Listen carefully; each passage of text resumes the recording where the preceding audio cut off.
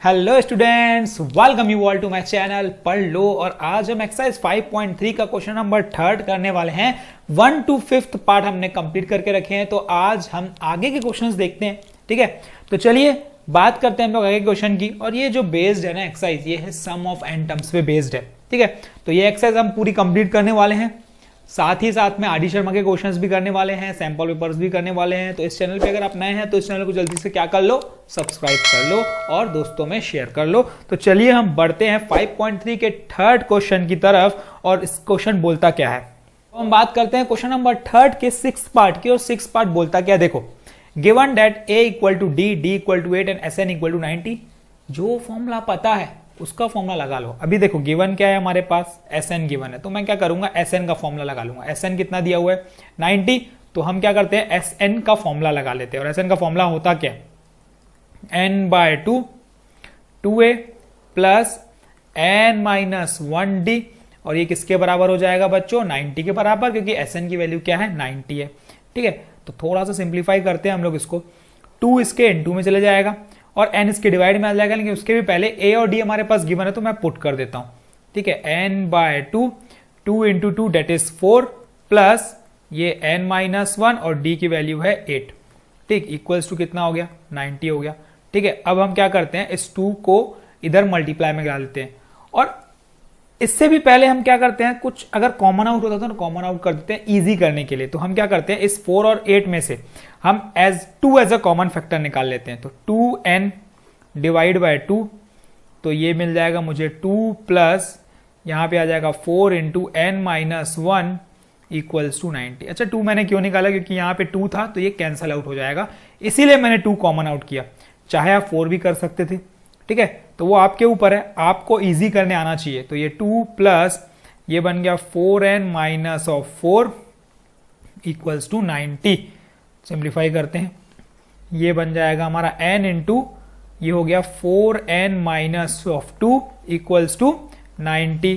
तो ये बन जाएगा 4n square minus 2n equals to 90। तो अब इसको हम एज अ क्वाड्रेटिक फॉर्मूला में बना सकते हैं, क्वाड्रेटिक इक्वेशंस में बना सकते हैं। उसके बाद हम क्वाड्रेटिक फॉर्मूला लगाएं, चाहे फैक्टराइजेशन करें, वो हमारे ऊपर है। तो एक काम करते हैं ना, पहले स्टैंडर्ड फॉर्म में ला देते हैं। 4n square minus 2n minus 90 equal to 0। अब मुझे दिख रहा है कि पूरी की पूरी इक्वेशन 2 से डिविजिबल है, तो एक काम करते हैं, कर देते हैं। जितना सिंप्लीफाई हो सकता है तुमसे, जितना इजी हो सकता है तुमसे, आप उतना इजी किया करो। ठीक है, तो इससे आपका फायदा है। जितना छोटी वैल्यू होती जाएगी, सॉल्यूशन उतने छोटे हो जाएंगे, कैलकुलेशंस उतनी इजी होती जाएगी। तो अब देखो 45 इंटू 90, तो हमें 90 के ऐसे फैक्टर्स चाहिए जिसमें 1 आए। तो हम 90 के फैक्टर्स ढूंढ लेते हैं। 2 इंटू 45, 3 इंटू 15, ठीक, 3 इंटू 5 और 5 इंटू 1। देखो 1 लाना है तो हमें ढूंढना पड़ेगा। 5 टू 10, 10 और एक 9। देखो 10 और 9, देखो 1 आएगा ना इसमें, बिल्कुल आएगा। तो ऐसे ही हमें ढूंढना पड़ता है ना यार, हिट एंड ट्रायल से। 2n square minus 10n plus 9n minus 45 equals to 0। और ये सब चीजें आएंगी आपको प्रैक्टिस के साथ, है ना। तो प्रैक्टिस करोगे तो आपसे इजिली बन जाएंगे। 2n n minus 5 plus 9 as a common factor, ये भी आ जाएगा n माइनस 5। तो अब मुझे दिख रहा है इसमें कि n माइनस 5 को मैं बाहर ले लेता हूं, तो अंदर क्या बचेगा इसमें, 2n प्लस 9। ठीक है, तो एक बार ले लो n माइनस 5 इक्वल टू 0। तो यहां से n की वैल्यू क्या मिली, 5 मिल गई, जो मुझे चाहिए थी। ठीक है, और दूसरा यहां से n की वैल्यू मिलेगी माइनस 9/2। तो n कभी भी नेगेटिव में नहीं हो सकता, नंबर और टर्म्स कभी नेगेटिव हो सकते हैं क्या यार, नहीं हो सकते। तो इसीलिए हम n क्या लेंगे, 5 ले लेंगे। ठीक है, अब ये n नंबर ऑफ टर्म्स मुझे मिल चुका है। अब फॉर्मूला क्या लगाना है, an का फॉर्मूला, क्योंकि मुझे an भी फाइंड करना है। वो क्या है, a plus n minus 1 d। और n क्या है, 5 है, तो मतलब a5 इक्वल्स टू, a मेरा 2 है, n मेरा 5 माइनस 1 डेट इज 4 और d मेरा 8 है। तो ये मिल गया कितना, 2 प्लस 8 इंटू 4 32। तो यहां से जो a5 की वैल्यू मिलेगी वो मिलेगी 2 plus 32 that is 33। 2 plus 32 that is 34। ठीक है, तो ये क्या मिली मुझे, A5 की वैल्यू जो मुझे फाइंड करनी थी मुझे मिल चुकी है। देखो जो फॉर्मुलेस चाहिए थे ना, an मतलब A5 और दूसरा n = 5, ये दो मेरे को निकालने थे और ये दोनों इजिली निकल चुके हैं। तो ये हमारा सॉल्यूशन हो गया है कंप्लीट। तो अब हम बढ़ते हैं इसी के नेक्स्ट पार्ट की तरफ। देखो 7th पार्ट, जो गिवन है फॉर्मूला लगाओ। सबसे पहले तो लिख लेते हैं भाई, a मेरा 8 है, ठीक है, an मेरा 62 है और sn मेरा 210 है। तो जिसका फॉर्मूला पता है लगा लो यार, an का फॉर्मूला पता है ना, a + n - 1d = 62। तो मुझे a तो पता है, मैं पुट कर देता हूँ, 8 + n - 1 × d = 62। बस d तो मुझे पता नहीं है। तो यहां से ना एक काम करते हैं हम लोग, n - 1 × d की वैल्यू निकाल लेते हैं। तो ये बन गया 62 - 8, कितना हो गया 54। इसको दे दो इक्वेशन नंबर 1। ठीक, अब हम बात करते हैं Sn के फॉर्मूले की। Sn का फॉर्मूला लगा लेते हैं, ठीक है। देखते हैं Sn क्या है, ठीक है।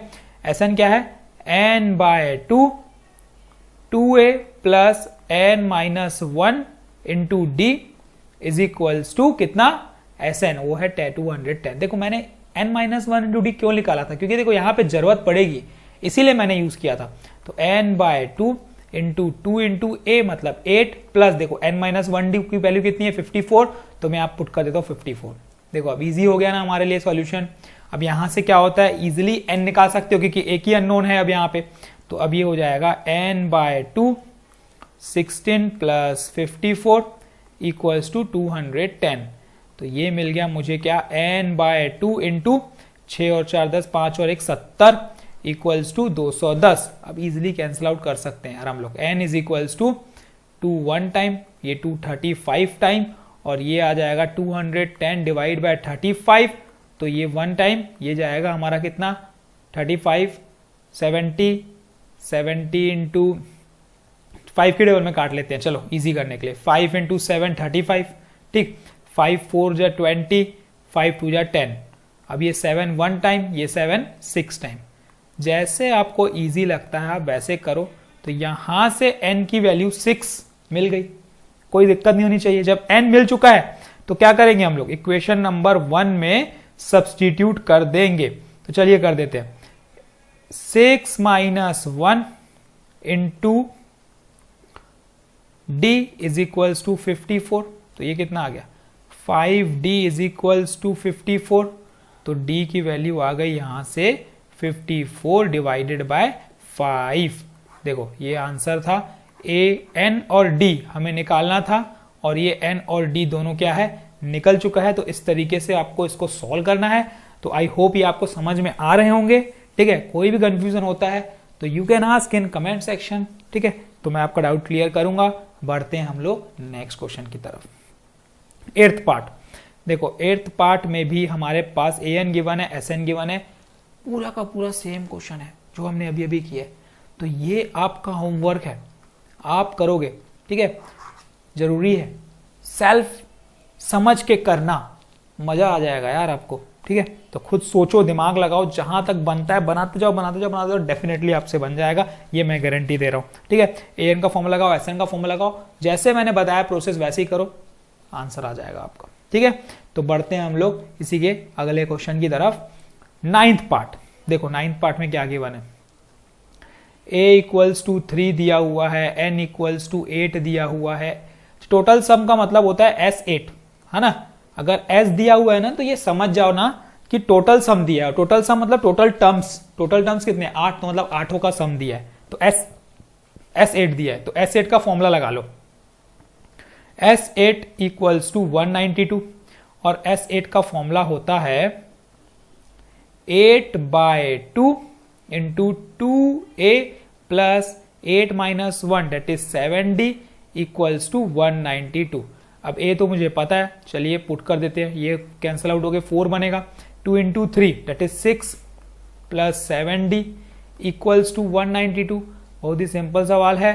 तो अब ये हो जाएगा हमारा, क्या कर सकते हैं, 4 इसके डिवाइड में भी ला सकते हैं, इंटू भी कर सकते हैं, आपको मर्जी है। इजी अगर करना है तो क्या कर लो भाई, डिवाइड में लेके आ जाओ, ठीक है। डिवाइड में लेके आओगे तो इजी हो जाएंगी चीजें।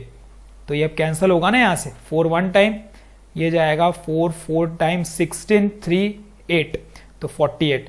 तो यहां से वैल्यू मिलेगी 7D equals to 48 minus 6, 7D equals to 42 और यहां से D की वैल्यू मिलेगी 42 डिवाइड बाय 7, तो D मिल गया मुझे कितना 6। ठीक है, तो ये वैल्यू ऑफ D जो मुझे फाइंड करनी थी ये मिल चुका है। तो बढ़ते हैं हम लोग इसी के अगले क्वेश्चन की तरफ।